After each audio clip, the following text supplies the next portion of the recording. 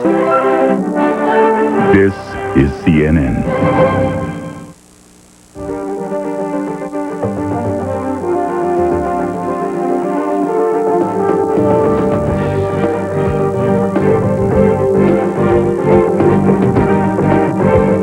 Tonight, the CNN Special Reports team investigates life on the edge. Millions of working Americans straddling the poverty line or sinking below it. I thought if you worked for your money that you would get ahead. And I wasn't. I was getting further in the hole each month. A better life on the government dole than on the payroll. I have to work another job in order to be above the poverty level. How to make work pay. This is CNN Presents with Bernard Shaw, Judy Woodruff, Frank Sesno, and Susan Rook.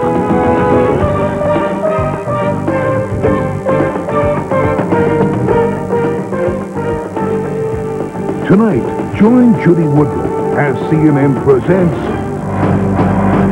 One Paycheck from Poverty. You work hard, you play by the rules, but you still can't make ends meet. Welcome to CNN Presents. I'm Judy Woodruff. Many of us live paycheck to paycheck, no matter how many hours we put in at work. For millions of Americans, working just doesn't pay. A full-time minimum wage worker makes $8,840 a year. For a family of three, that is still more than $2,000 below the official poverty line. That is certainly not what President Lyndon Johnson envisioned for his great society. 3 decades ago, Johnson kicked off his war on poverty. But as our special reports team discovered, many of the working poor feel it's a war we lost. Stephen Frazier reports that at no time since the 60s are so many Americans just one paycheck from poverty. The President of the United States.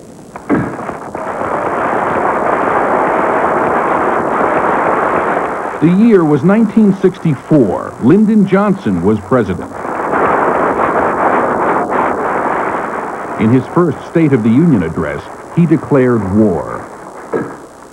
This administration today, here and now, declares unconditional war on poverty in America. To help that 1/5 of all American families with incomes too small to even meet their basic needs.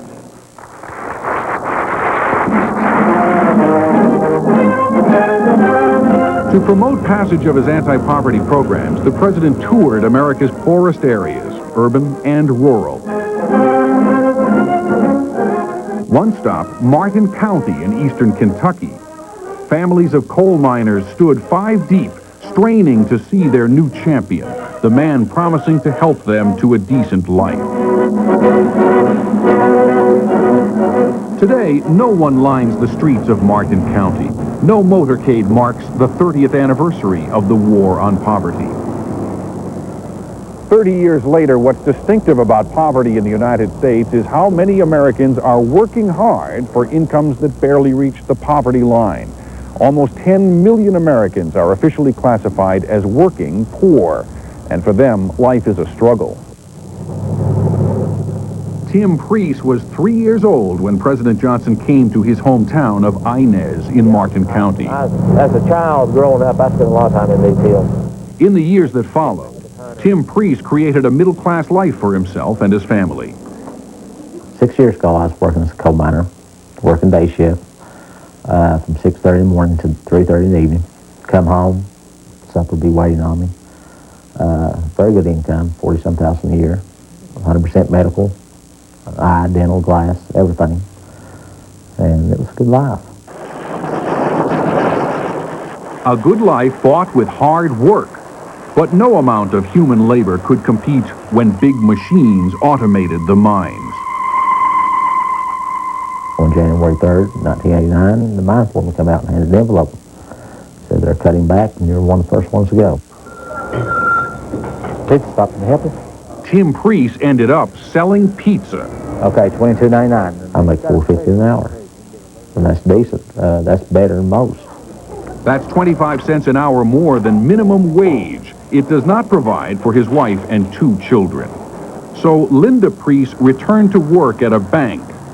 Her full-time job pays about $11,000 a year. His pays about $3,000. It's part-time. Order. Their combined income of $14,000 is $750 a year less than the poverty line set by the federal government for a family of 4. Now figure in health costs. I'm a diabetic, and I take 2 shots a day. You buy your insulin, your needles. Tim Priest pays for his treatments himself, almost $100 a month, because he is among the 30% of poor Americans who have no health insurance. Established at the end of the Great Depression, the minimum wage of 25 cents an hour was intended to be enough for a worker to live on.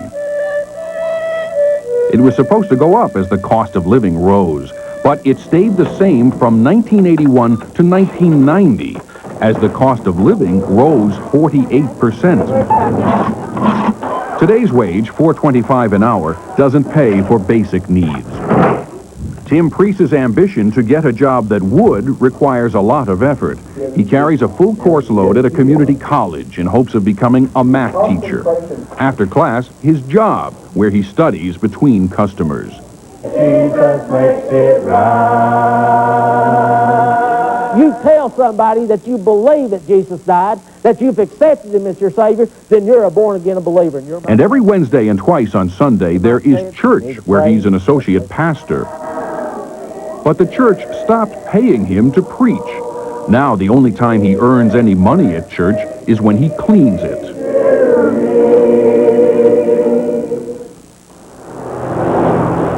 With both parents working to keep ahead of the bills, 12-year-old Nikki and 13-year-old Tommy come home from school to an empty house. You can't afford a babysitter. If you work and make low wages, the babysitter will make more than what you would make. Therefore, they're latchkey kids. They come in on their own. Yes, Buster should. The kids watch television for entertainment. The after-school activities they'd rather pursue cost money for band uniforms or cheerleading trips. It's been 5 years since the last family vacation. Tim says he sometimes battles despair. It's just like it's knocking at the door wanting to come in, but you're keeping the door locked and they'll shut just by working and striving every day to make ends meet. They're barring the door all over the United States. The number of working poor in America went up 50% in the past 13 years, a development the Census Bureau called astounding. 18% of full-time workers cannot make enough to lift a family out of poverty.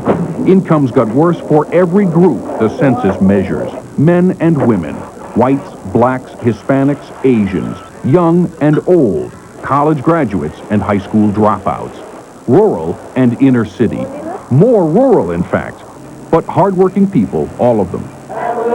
Confronted with this wage erosion, many families would pack up and seek better pay in parts of the country where jobs are being created.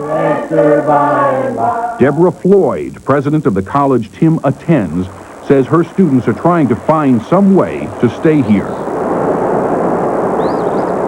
People don't want to leave here. The families are here. Look at the graveyards. They take care of their dead. Where else in the country can you find graveyards on hills covered in flowers? This is home. We've got to do something about the working poor. Most poor people work for a living. Governor Bill Clinton, campaigning for president, promised to help the working poor. 10 years ago, we had the highest wages in the world. Now we're 10th and dropping. Our competitive position eroded. More and more poor people found themselves below the poverty line. Poverty exploded because there was no way to work your way into the middle class. People are hurting in this country. I mean, really hurting. The President of the United States! As president, he remembered, including in his first budget, tax relief for workers earning the minimum wage. by expanding the refundable earned income tax credit, we will make history by realizing the principle that if you work 40 hours a week and you've got a child in the house, you will no longer be in poverty. The expanded tax credit means more take-home pay this year for Tim Priest and his family.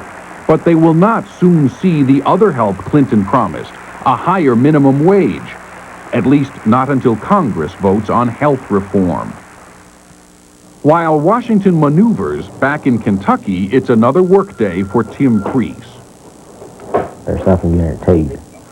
You just take each day as it comes and work the hours that you're given and accept it and go on. Go on hoping there won't be an unexpected expense. Go on earning a wage that leaves him one paycheck from poverty. Would Tim Priest be better off on welfare? The numbers that make it hard to choose between a handout or hard work. Next. CNN Presents is brought to you by UPS, the package delivery company more companies count on. A punctual boy, our son. Punctual. All over the world, UPS drivers are the same. Ask their mothers. He's not rich, he's not handsome, but punctual. He was even born on time. They're obsessed with being on time, so UPS now guarantees on-time delivery to hundreds of cities around the world or your money back. If my son says he will be there, he will be there. It's a guarantee that not only has our driver's word on it, it has their mother's. He breaks out in a rush if he's late. Klaus, I hear we're finally getting the Belgian plant online. Yes, we've met international regulations, national regulations. Don't worry, everything is fine. Excellent. What about provincial regulations? Provincial regulations? What provincial regulations?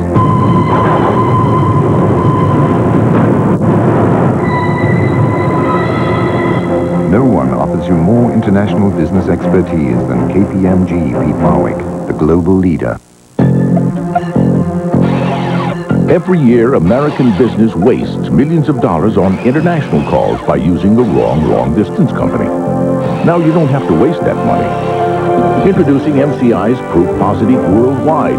Save up to 50% off typical international calls around the world. Call by June 30th and get 1 month of free long distance. Call MCI now and put your money back in your business. Oh, he's so cute. Oh, honey. Why, we'd love to see you. Tomorrow?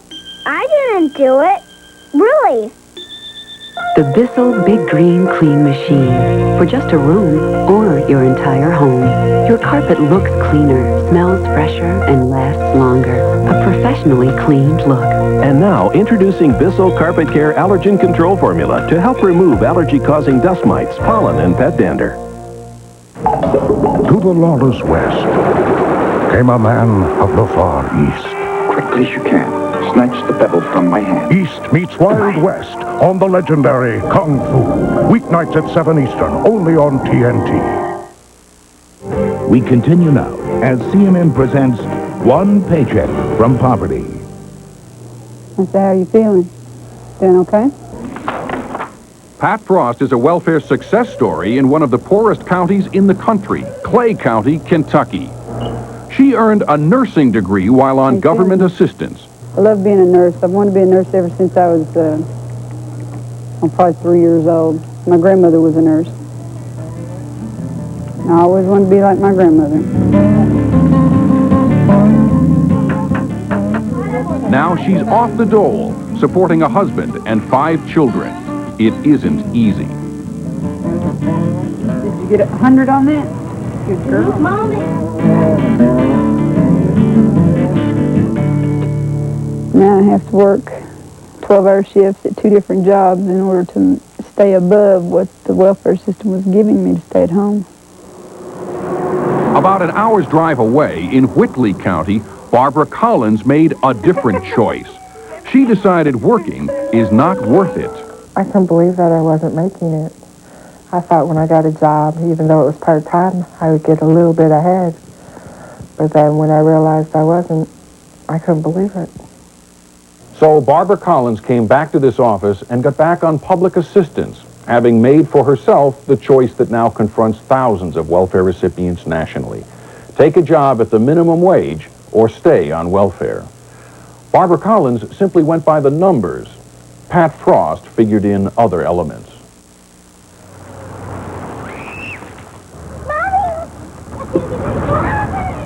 It doesn't instill good values in your children to know that you have to wait till the first of the month for the medical card and then the check and with food stamps to come in order to be able to do anything. Here's what Pat Frost has lost since she started to work. $250 a month in welfare benefits, $600 a month in food stamps, free daycare, and most important, the Medicaid card that provided her family with free health care. She now pays $148 a month for medical coverage. There are other costs that don't show up on the family's balance sheet. I'm always tired, continuously exhausted. Scott, this lady wants to know what hours she can pick Odessa Bird up. Will you speak to her, please? My kids see me 2 days a week. Their dad does. He's their main provider of care. He feeds them. He puts them to bed. I come home, they're in the bed already, and I leave before they get out of the bed in the morning. They see me 2 days a week. If you get finished giving these meds, I think I'll call and see what the kids are doing. Hey, what you doing? Outside playing. You're not playing in the mud, are you? I love you too, honey. Okay, bye. On her 19th wedding anniversary, Pat Frost sent her husband flowers. It's all she had time to do. She worked 13 hours that day. There's no way out. I have to work another job in order to be above the poverty level. Barbara Collins sees a way out. She's collecting welfare, but going to school full-time. She's studying to be a nurse. 8x cubed over 27y to the 8th. How would we multiply these things? Barbara Collins got a math lesson on her own when she took a part-time job at a daycare center making minimum wage. Come on. After 2 months, she realized she was coming up short. She comes with 50 cents a piece. Barbara Collins was taking home about $260 a month, but she was losing $308 a month in direct benefits and $300 worth of free daycare for her 2 children. I couldn't believe it. I thought if you worked for your money that you would get ahead. That working hard for your money, you would eventually get ahead. And I wasn't. I was getting further in the hole each month.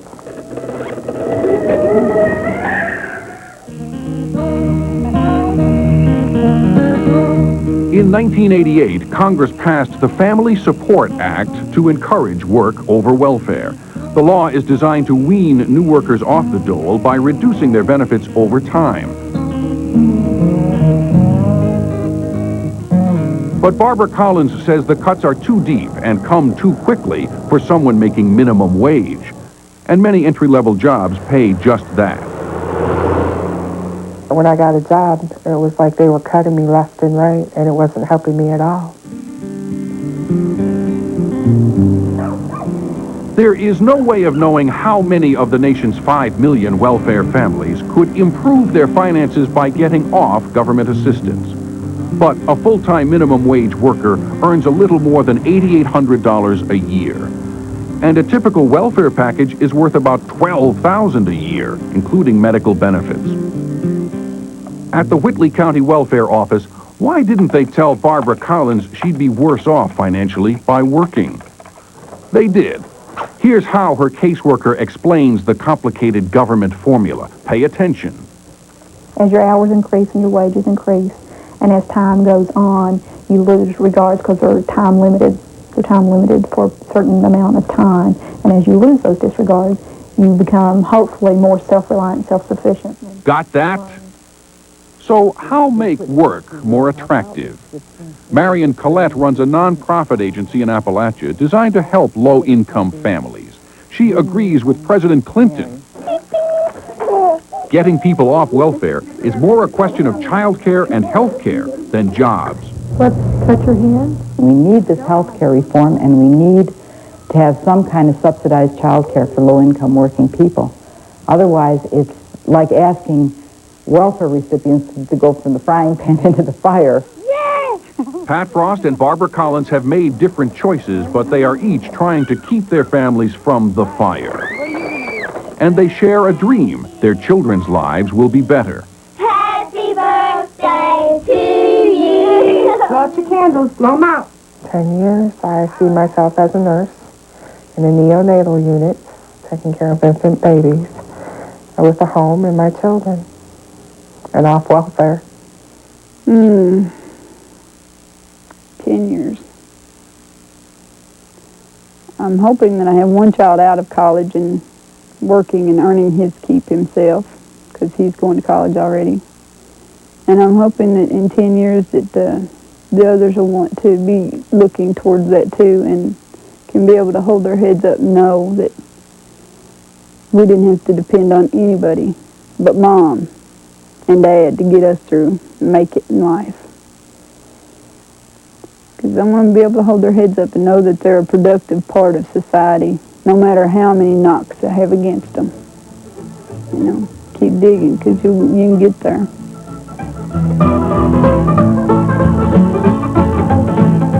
When musicians gather at a general store jam in Barbara Collins' hometown of Williamsburg, they could be singing of Pat Frost and Barbara Collins weighing their options: work or welfare.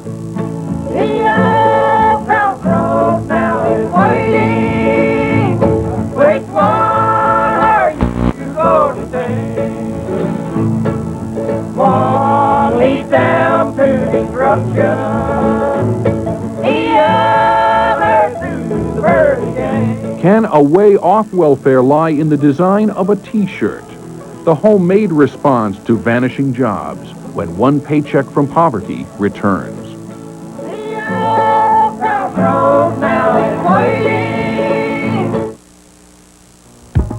You need a 486 PC because it runs DOS and Windows.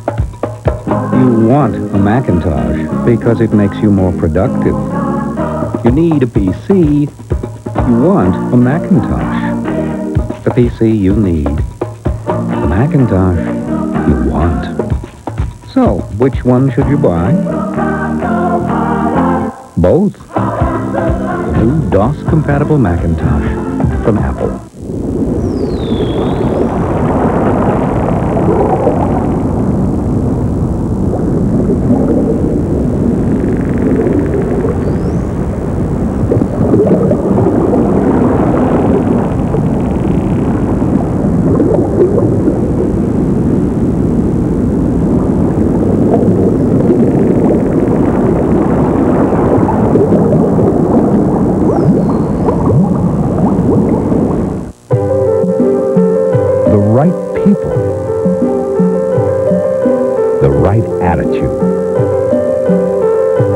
right attention,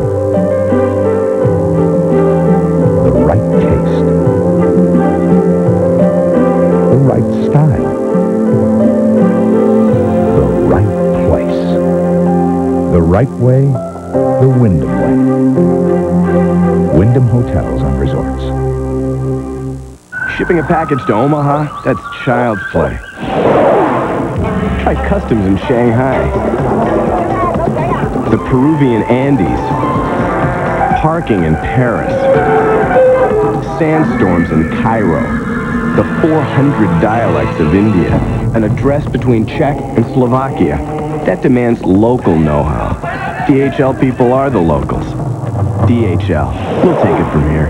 Omaha? That's a milk run. For the aches and pains and sore shoulders of life, I keep Tylenol around. Have forever. But headaches are different. Headaches, I use Excedrin. Because Excedrin relieves headaches better than Tylenol. How do I know?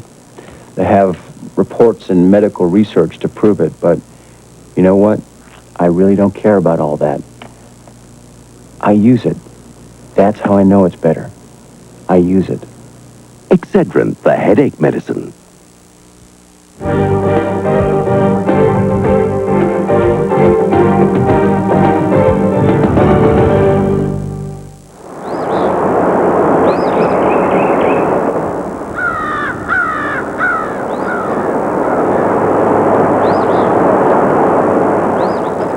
was born right here in Owsley County in a house up on Buffalo Creek, the right-hand fork. And even looking back at myself,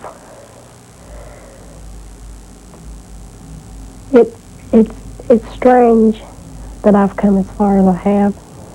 Stella Marshall has come from the hills to town, but longer by far is her other journey, from unschooled homemaker to entrepreneur.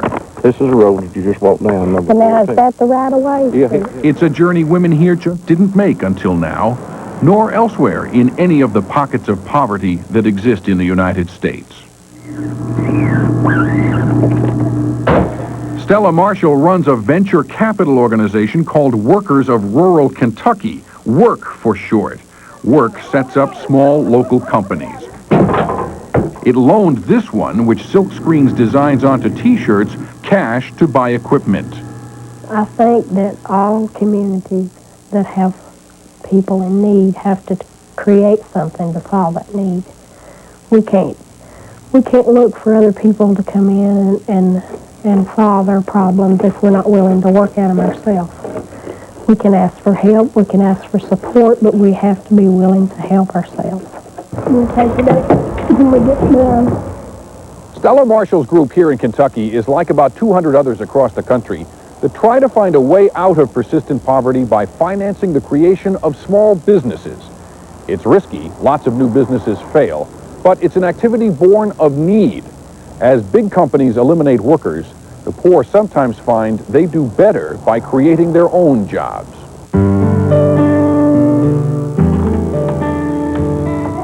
At the time of her divorce 5 years ago, Stella Marshall considered herself unemployable. No workplace skills, no confidence, no role model. A newly divorced mother suddenly required to provide for her children. That's when a Catholic nun, a missionary, encouraged her to support her family by starting a business. I came to a couple of meetings and I never opened my mouth.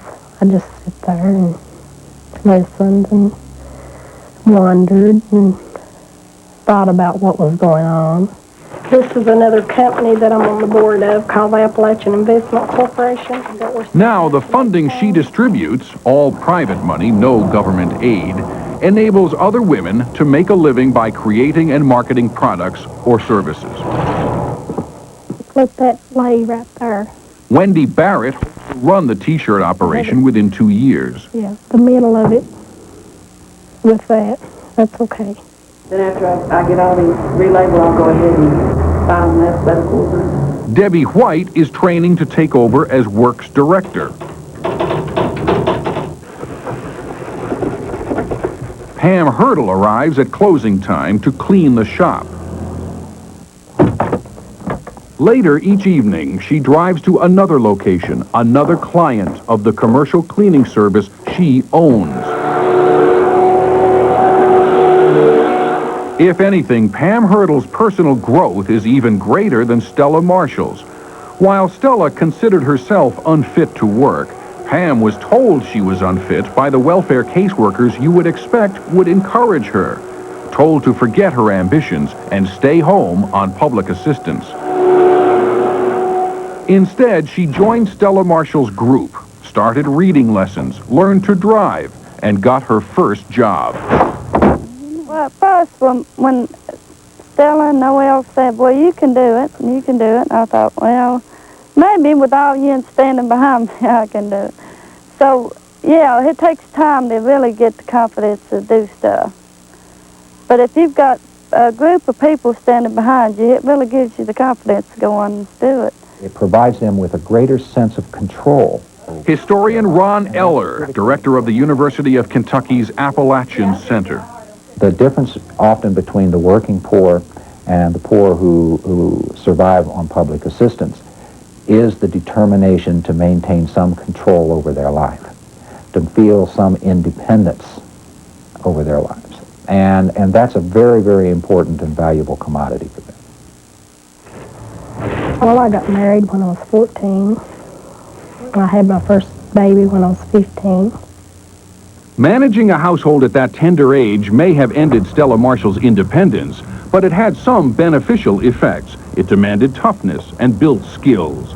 Skills she now uses to assess business startups. You know, I think there are a lot of skills that you'll be better at with her, and I think she'll enjoy learning different. The charitable foundations that fund work send advisors with training for raising money and managing it. You have a list of organizations, foundations that might be interested in funding the kind of work that you do. Every penny counts. Pam Hurdle's cleaning service made $3,000 last year. Oh, that's sure cheap.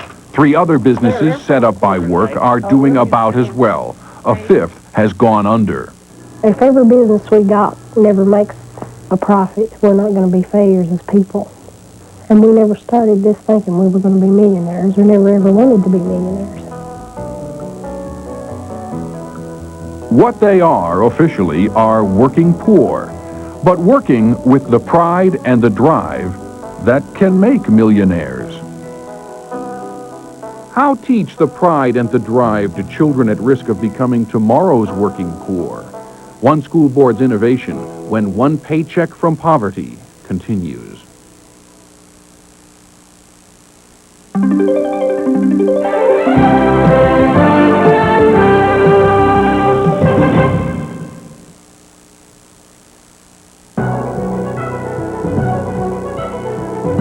This week, Pay-Per-View brings you great in-home entertainment with The Good Son, Coneheads, and Manhattan Murder Mystery. Macaulay Culkin and Elijah Wood star in this suspenseful story about a 12-year-old boy who learns that evil has many different faces in the taut psycho thriller, The Good Son. Saturday Night Live favorites Dan Aykroyd and Jane Curtin star as the infamous illegal aliens try to become the average American family in the hilarious comedy Coneheads.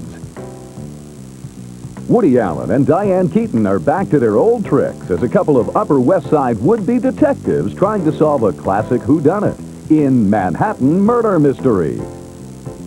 Manhattan Murder Mystery, Coneheads, and The Good Son. Why go out when Pay-Per-View brings you great entertainment at home?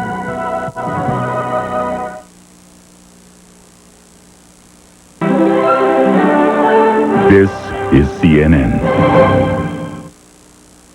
We continue now as CNN presents One Paycheck from Poverty. Welcome back to CNN Presents One Paycheck from Poverty.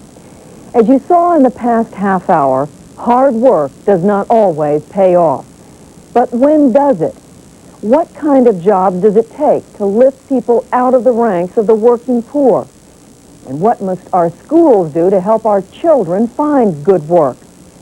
Once again, from Eastern Kentucky, CNN Special Reports correspondent Stephen Frazier.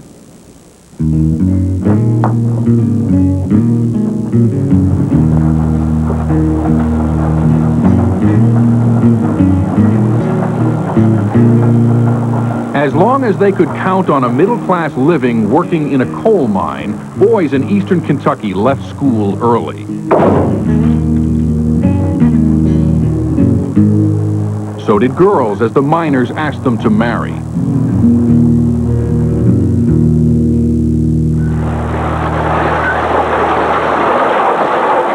But now these machines can do the work of thousands of men with shovels, and the jobs that remain go to workers smart enough to run the machines. Suddenly, Eastern Kentucky needs to educate its children. The world that my children are going to have to go out and make a living in and compete in, when they are ready to leave school, high school, or college, it's not going to be the same kind of world that I went out into. Kelly Fields, a maintenance worker for a coal company. His hours are reduced. His mine may close. His job is not a birthright he can pass on to his children. But once he concluded they need better schooling than he had, he wasn't sure Kentucky could provide it. Neither was Ron Crouch, who directs the data center at the University of Louisville. But of course, Kentucky in 1980, we had the lowest percentage of adults who had finished high school in the nation as a state. Luckily, in the 1990s, we passed Mississippi, so now we're 49th. It was plain our educational system was failing. You should pick Mae Charterfield for the class president. 9-year-old Charlie Joe Fields and 13-year-old Sarah Fields attend the same elementary school their parents did. May I have your attention, please? May I have your attention, please? Ruby Napier is still principal. Thank you for listening this morning. Good morning, boys and girls. And teachers. But just about everything else is different.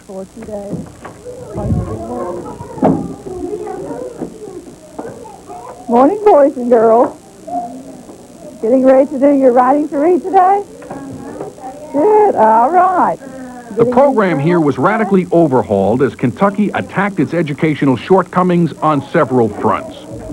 It redistributed local tax revenues to even out inequities between rich and poor school districts. It handed over to local districts all curriculum and textbook choices. It encouraged an emphasis on marketable skills, even for 6-year-olds. According to the program that we're in, we're to start the child in kindergarten thinking about the work situation they're going to be in when they graduate. Let's hear for Charlie. How keep the Fields children in school when their mother quit at 14 to marry their father? Let them advance at their own pace, says the school board. No grade structure here, no letter grades on report cards either. We're teaching the kids here to work together, cooperatively, how to be leaders, and hopefully instill in them an idea that we can help them realize that a job is more than knowing just math skills and writing skills, even though those are important. Use technology as drill master. Kids work at computers for reading practice. Give them field trips to see what different jobs are like. At a hospital, they learn Eastern Kentucky needs healthcare workers. Does it hurt her to move certain ways? She pretends it does. Yeah. She's pretty good at working us. Aren't you? Aren't you? And tell them early and often that dropouts won't survive. Well, first of all, if you don't go to college, you're not going to get the job. It's going to be harder by the time we get that out to get a job. But this is where it gets complicated. Matthew Kearns earned a business degree from Georgia Tech and discovered when he finished that there still wasn't work at home. I realized that there probably wasn't a job for me in my hometown. So he gave up the land he loves for a job that pays. The job is in California. Doctor, engineer, lives in Europe, accountant, lives in Florida. Lots of his friends had to leave, the brightest and the best, as the old Appalachian hymn goes. There's an old saying, too, that the others couldn't read the road signs out of here. It's not a joke, it's a lament. Those that have remained at home seem to be stuck in a cycle of low-paying or maybe even minimum wage jobs. What happened to people of Kearns's age, he is 31, is part of a huge demographic shift in poor areas across the country. Even the highly trained, highly motivated youngster gets squeezed out wherever manufacturing jobs are disappearing. The people who held those jobs have been hanging on to them. And so now you'll find many of those jobs, you'll find people that have 10, 20 years of seniority. So what it's done is that younger group, under 35, has not had the economic opportunities if they're uneducated as their parents and older brothers and sisters had. Matching the workers to the jobs, having the workers there, ready when the jobs are there, and having the jobs there ready for the workers. It's a problem. It's not going to be solved overnight.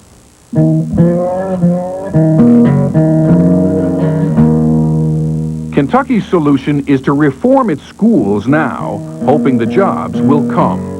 The kind of jobs that can lift its workers beyond one paycheck from poverty.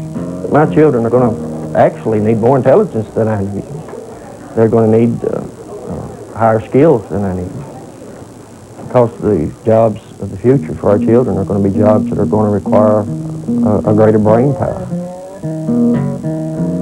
Which jobs will lift families out of poverty? Which won't? The state now betting tomorrow's treasury it knows the difference. Next. Klaus, I hear we're finally getting the Belgian plant online. Yes, We've met international regulations, national regulations. Don't worry, everything is fine. Excellent. What about provincial regulations? Provincial regulations? What provincial regulations?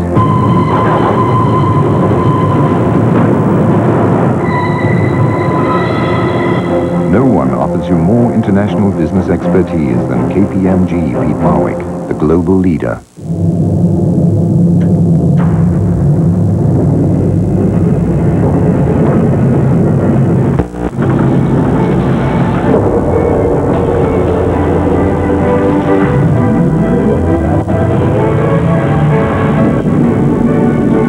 Introducing the all-new GMC Sonoma. We've packed everything we know into this one, Sonoma from GMC Truck. There's cause for celebration. It's the opening of the latest ITT Sheraton Hotel. Sheraton is now the ultimate global hotel chain for business travelers, with 420 hotels, inns, resorts, and all suites, and one high standard of service in over 60 countries. What does ITT bring to the party? $1 billion worth of improved systems, services, and renovations. ITT, we're adding more than just our name. Nasty, rotten, mildew stains? Compare 3 sprays of Tilex to just 1 of X14. In minutes, the X14 side is cleaner. X14 is better. Look for this money-saving coupon on X14 in Sunday's newspaper. Shaq's dreaming of his first playoff berth. Tomorrow night, Patrick got his wake-up call. The Magic battle the Knicks. Tomorrow at 8 Eastern on TNT. Continue now as CNN presents One Paycheck from Poverty.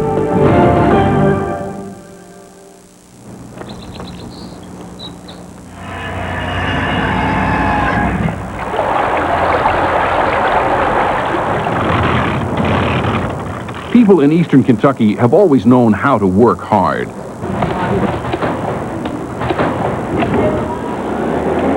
What kind of work do they need to lift themselves out of poverty? High-wage jobs, says furniture maker P.C. White, and homegrown. Jobs that use the existing talents of Appalachian people. Since I was 4 years old, I remember making baskets. We have everything here. We don't need to go to another state and bring an industry in here. We need to create our own. That's new thinking. Workers here aren't used to creating jobs. They're used to depending on somebody else to provide them. A coal company or a timber baron. This particular facility represents a $100 million investment, the largest investment in this part of eastern Kentucky in industrial, non-mining related businesses that I'm aware of in my lifetime. Lieutenant Governor Paul Patton, who recruited a company from Idaho to build a factory on this former strip mine. Here, 120 workers will take Kentucky yellow poplar trees and make laminated roof beams. 300 to 400 other workers will cut down the trees.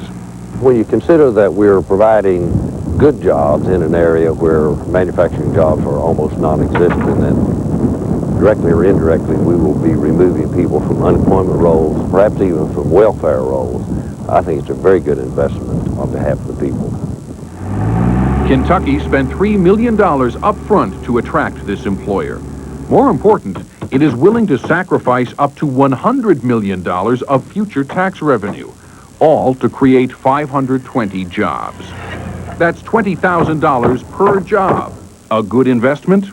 When we can get what we would call a middle-class wage, where people can actually have a decent living, that will raise the standard of living of this entire part of the state. The Idaho company says it will pay workers $8.50 an hour, or $17,000 a year. Is that a middle-class wage? How about $9,000 a year? That's starting pay for these workers at an apparel plant Kentucky recruited from a company based in Ohio.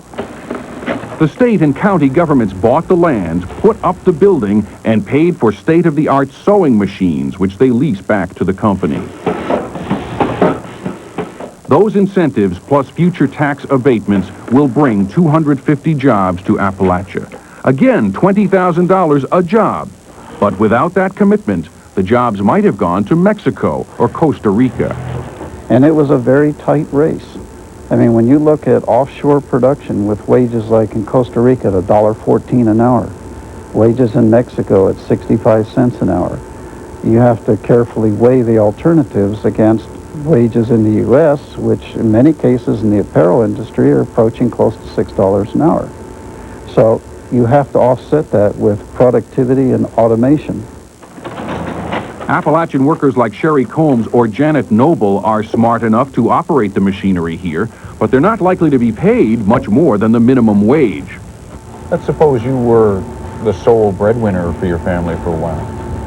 Could you get by on this? Well, probably not right now. It'd be real hard. I have 2 kids, and it would be real hard to do that on $150 a week. Do you ever wonder if there's a stage where any job is better than no job, even a minimum wage job? You know, the big fight about minimum wage.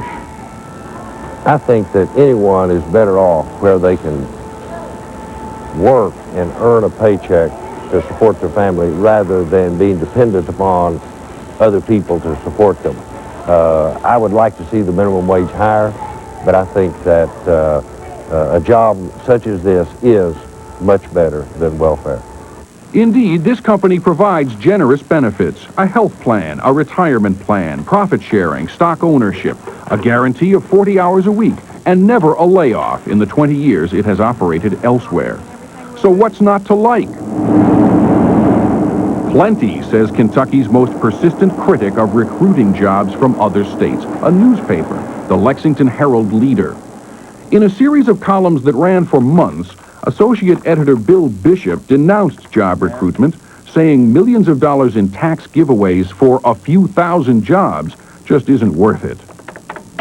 It distracts you from what really makes you rich. It's a Santa Claus mentality or a lottery mentality. There's the idea that somebody out there can bring us jobs. That if we just put enough money into the lottery machine, we're going to strike it rich. When you begin to recruit any jobs you can get, the jobs you get first are low-paid jobs. And those are the footloose, those are the people looking for that competitive advantage on price. Not on quality, but on price. And those are the companies that are going to move to poor areas because they can pay people low wages. They're going to move to places that give them tax breaks. They're going to move to places where they get breaks on environmental and labor laws. Nobody would agree more with Bill Bishop than these striking workers at a meatpacking plant recruited to Appalachia 3 years ago from Nebraska. The jobs inside, they say, do not lift workers out of poverty, and the work rules are oppressive. We had people that was working full-time and still qualifying for food stamps.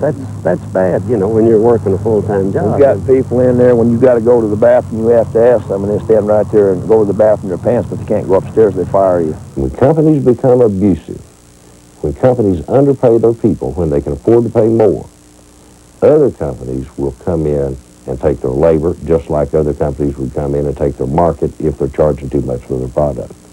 That's free enterprise. What would be wrong with having a furniture manufacturing facility right here in Oneida? A facility to manufacture doors and windows in Leslie County. One to manufacture cabinets and trim in Owsley County. All working as a network, all cooperating with one another, assisting in marketing, supply, and manufacturing. That's the kind of way that we can really build our community in such a way that we won't have a program here that just that we just throw money at a problem or a group of persons. At a community meeting, P.C. White tells neighbors how they can stay here and have good jobs, too. Community activist Doug Arnett called the meeting. You're going to have 3 empowerment zones and 30 enterprise communities. I think we're talking almost the opposite of what Paul Patton is talking about. We're talking about bottoms-up development. We're talking about community-based development. We're talking about forming businesses that people here dream of. Building within is fine. I haven't seen that really work yet. How's my Aunt Laurie today? Nevertheless, Doug Arnett says the federal government is encouraging his kind of community-based jobs creation. He is applying for one of three $40 million grants the government is dangling in front of any region willing to submit a grassroots plan for development. How do you develop an area like this? It's a paradox of great natural beauty, great natural wealth, and some of the poorest people on earth. So that led to saying, well, it appears to me that if you're going to develop, you have to start with what your assets are. Doug Arnett looks out over Appalachian Hills and imagines enough good jobs to bring back the region's sons and daughters who left to find a decent living. This is what the war on poverty was about 30 years ago. Not welfare checks, but education, training, and jobs to get people off welfare. A hand up, they called it, not a handout. A generation later, the United States is home to far more working poor, and the need for jobs that offer that hand up is more acute than ever. Stephen Frazier, CNN Special Reports, Clay County, Kentucky. Before, after. Before, after. Before, after. How do you get from before to after? Simple. Introducing the Apple QuickTake digital camera. It makes everything you do look better than before.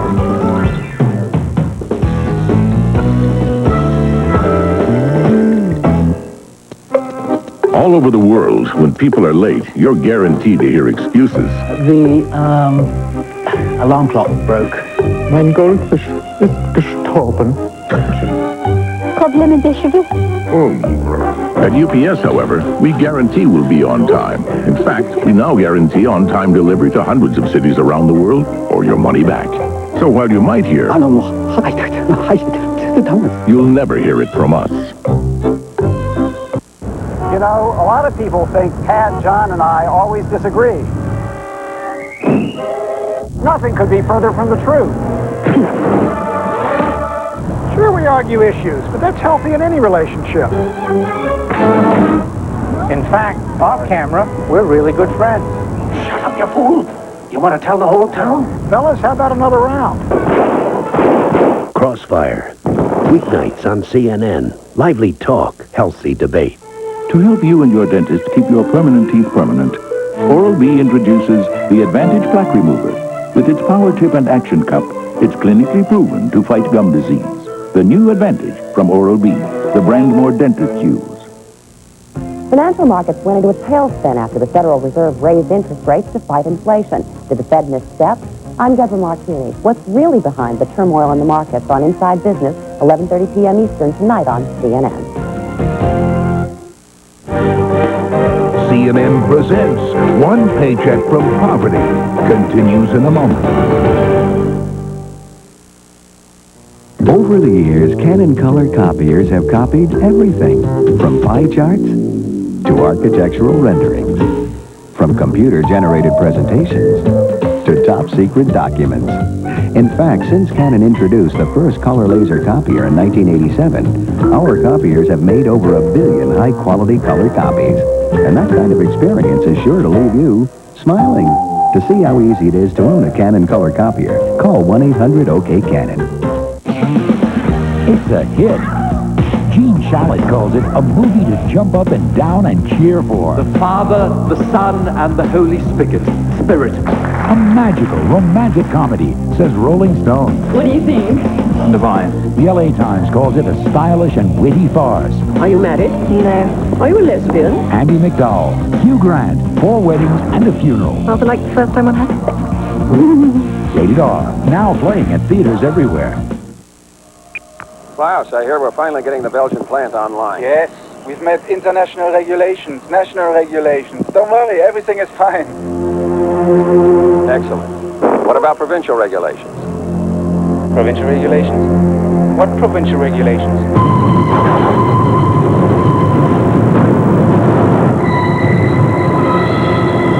No one offers you more international business expertise than KPMG Pete Marwick, the global leader. Turn arrow to open. It doesn't open. Pain relievers can be a pain to get into. It hurts. Turn the arrow. I can't get it open. So the makers of Tylenol introduced the patented Fast Cap package. So easy to open, it's commended by the Arthritis Foundation. Oh, my. Easy pie. Oh, gee. Ah. I can do it with my arthritic finger and thumb. The new Fast Cap. Like I said, easy as pie. Another first from Tylenol, the powerful pain reliever that's not a pain to open. Not for homes with young children. The Ace Springtacular sale is a smart place to start your spring, because they've got all the stuff you're going to need for all the stuff you got to do this spring. And it's all at the prices you're going to love. The Ace Springtacular sale. Do it now. Tomorrow from New York, Chevy Chase back in the movies as the star of Cops and Robertsons. Plus Kathleen Turner going for laughs in Serial Mom. It's Larry King Live tomorrow night, 9 Eastern on CNN. We continue now as CNN presents One Paycheck from Poverty. You've just seen a slice of what has become a worldwide problem. Shrinking jobs and a shrinking paycheck. In France, for example, young people have staged violent demonstrations to protest government plans to cut wages for job trainees under 25. And in the United States, 30 years after America declared war on poverty, millions of workers still live life one paycheck from poverty. Now here's a preview of next week's CNN Presents. A singer breaking into the big time. Sometimes we lead. An athlete aiming to boot his sport into the U.S. Major Leagues. A scientist making breakthroughs in conquering a heartbreaking disease. And a group beating on the door to success. And anything else in sight. CNN presents Cutting Edge. For everyone at CNN Special Reports, I'm Judy Woodruff, and this is CNN Presents. Write to CNN Special Reports, 1 CNN Center, Atlanta, Georgia 30303. Or fax 404-827-4443. To purchase a home video version of this program, have your credit card ready and call 1-800-799-7676. Or write to CNN Video, Box 2203, South Burlington, Vermont, 05407-2203. The price is $19.98 plus $3.95 shipping and handling.